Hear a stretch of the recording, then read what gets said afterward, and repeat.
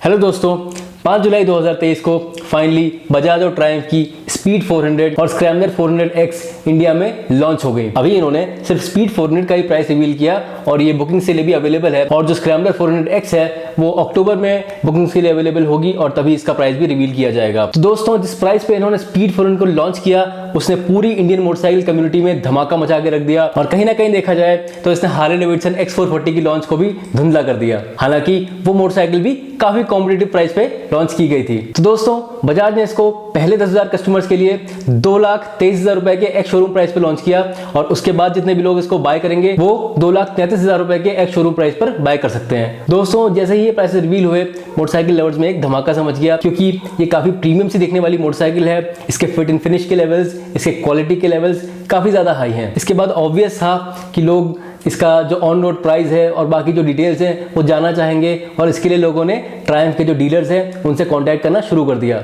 और यहीं से एक छोटी सी कंट्रोवर्सी भी स्टार्ट हो गई। तो दोस्तों, ऐसा बताया जा रहा है कि इस केस में हुआ ये कि किसी एंथुसियास्ट ने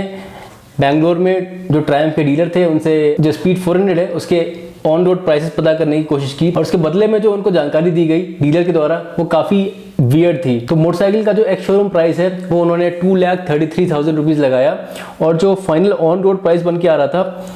वो 3,38,598 रुपीज़ बन के आ रहा था, जो कि लगभग 1,05,000 रुपये ज़्यादा है एक शोरूम प्राइस से। इसमें जो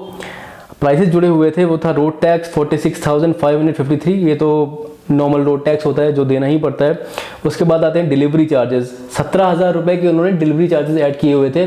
और ये डिलीवरी चार्जेस मालूम नहीं किस चीज़ के हैं, क्योंकि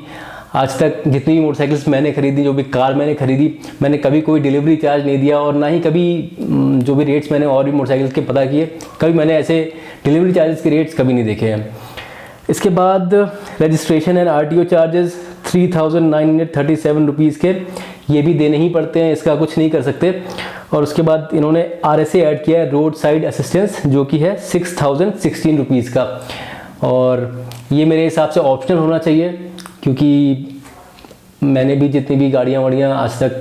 खरीदी हैं या रेट्स लिए हैं उसमें RSA जो होता है वो हमेशा ऑप्शनल होता है, आप उसको छोड़ भी सकते हैं अगर आप चाहें तो।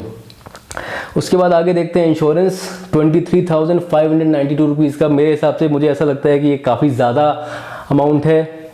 क्योंकि जिस हिसाब से गाड़ी का कॉस्ट है इसका इंश्योरेंस इतना ज़्यादा मुझे नहीं लगता होना चाहिए, पर पता नहीं, कह नहीं सकते। चलिए उसको भी कंसीडर कर लेते हैं कि वो ठीक है एक तरीके से। और जो इंट्रो किट है वो 8,500 रुपये की है, और ऐसा पता लग रहा है कि इस इंट्रो किट में इन्होंने कुछ पेट्रोल ऐड किया है और शायद कुछ पॉलिशिंग इन्होंने गाड़ी में करके दे रहे हैं, वो उसके प्राइसेस इसमें एडेड हैं। और जो गाड़ी का फ्यूल टैंक है वो शायद 13 लीटर्स का है, और अगर ये पूरा 13 लीटर पेट्रोल भी ऐड कर दें तो 1,300 से ज़्यादा का पेट्रोल हो नहीं सकता, 1,300-1,400 के आसपास का।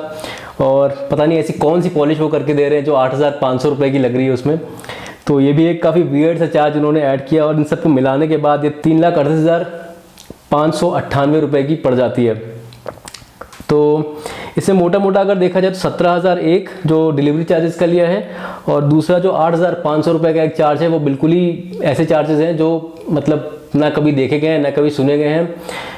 और बिल्कुल इस तरीके के चार्जेस हैं जो ऐसा लग रहा है कि मतलब विदाउट एनी कॉन्टेक्स्ट ऐड किए गए हैं। तो ऐसा हो सकता है कि कुछ डीलर्स यहाँ पर मौके का फ़ायदा उठाना चाह रहे हो कि एक नई नई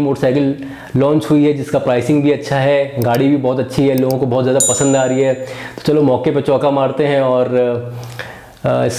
इसमें जितना भी एक्स्ट्रा पैसा है वो कमा लेते हैं। जो भी है इसमें मुझे नहीं लगता कि ब्रांड की कोई गलती होगी, और जो भी प्रॉब्लम्स यहाँ पे क्रिएट की गई हैं वो जो डीलर्स हैं उनके एंड से हो रही है। जब ये जो प्राइसिंग है ये सोशल मीडिया पे वायरल हो गई और कुछ लोगों ने इस पे वीडियोस भी बना दी, जैसे विकास रचमला सर हैं, उन्होंने इस पे वीडियो बनाया, वो काफ़ी ज़्यादा लोगों तक पहुंचा, और उसके बाद ही बजाज ने तुरंत ही इस पे संज्ञान ले लिया, और आज बजाज का ऑफिशियल स्टेटमेंट इसके बारे में आ गया है। तो दोस्तों, ये एक अच्छी चीज़ है कि इसमें बजाज ने तुरंत ही इसका कॉग्निजेंस लिया, और जो बजाज का ऑफिशियल स्टेटमेंट आया है वही मैं आपको पढ़ के बता देता हूँ। इसमें बजाज ने यहाँ पर कहा है,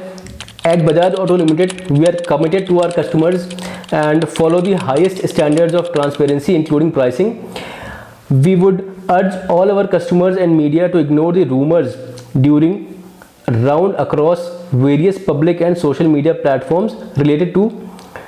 the on-road pricing of the new Triumph speed 400। तो दोस्तों कंपनी ने यहाँ पर जो प्राइसिंग को लेकर जो जितनी भी बातें चल रही हैं, जो भी चीज़ें चल रही हैं, उनको रूमर्स बता दिया है और कह दिया है कि इस पर ध्यान ना दें, ना मीडिया के लोग ना ही कस्टमर्स इस सब चीज़ों पर ध्यान ना दें, और जो इसकी ऑन रोड प्राइसिंग है उसको बजाज 10 जुलाई 2023 को रिलीज करेगा। तो दोस्तों अभी रूमर्स है, सच्चाई थी, इसका बहुत ज़्यादा अंदाजा लगाना तो पॉसिबल नहीं है, लेकिन आई होप जो इस पर फालतू के एक्स्ट्रा चार्जेस लगे हुए हैं वो सारे कंपनी हटा दे और इसको एक सही बैलेंस्ड प्राइस पर कस्टमर्स को ऑफर करे। दोस्तों हम में से जो भी मोटरसाइकिल्स परचेज करते हैं इस तरीके की, वो काफ़ी ज़्यादा मेहनत की कमाई होती है और काफ़ी ज़्यादा सेविंग्स हम लोग करते हैं। कई लोग EMIs पर मोटरसाइकिल्स देते हैं, तो काफ़ी मेहनत लगती है, काफ़ी स्ट्रगल लगता है इसमें। जो अपनी ड्रीम्स होती हैं, ड्रीम मोटरसाइकिल्स होती हैं, उनको खरीदने के लिए, तो इसमें इस तरीके की जो चीटिंग्स हैं ये अगर ना हो डीलरशिप की तरफ से तो काफ़ी अच्छा रहेगा, क्योंकि जो ब्रांड है बजाज का और ट्रायम्फ का, उन्होंने मिलकर एक काफ़ी अच्छी मोटरसाइकिल, काफ़ी अच्छा इंजन है जिसका, काफ़ी अच्छी फिट एंड फिनिश है, काफ़ी अच्छी क्वालिटी है उसकी,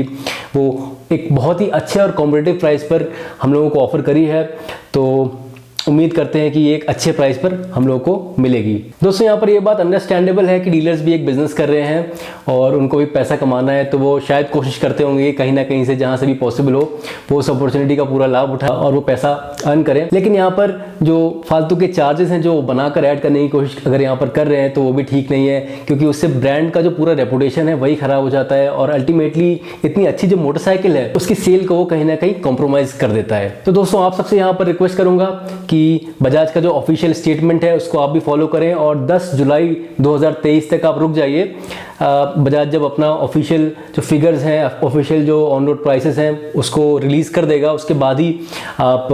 जो भी अपना बाइंग डिसीजन है उसको लीजिएगा। उसके बाद ही आप डीलरशिप पर जाकर जो आगे के जो प्राइसिंग है उनको आप चेक करिएगा, क्योंकि उसके बाद उम्मीद है कि जो जेन्युइन प्राइसिंग है वो डीलरशिप आपको प्रोवाइड करेगा। तो दोस्तों इस पूरी सिचुएशन के बारे में आपकी क्या ओपिनियन है कमेंट सेक्शन में हमें ज़रूर बताएं, और बजाज ट्रायम्फ की स्पीड 400 की जो प्राइसिंग है उसके बारे में आप क्या सोचते हैं वो भी बताएं। वीडियो अच्छा लगा हो तो एक लाइक ज़रूर दें और दोस्तों सब्सक्राइब की बटन दबाकर अपना सपोर्ट हमारे साथ बनाए रखें। Thank you for watching.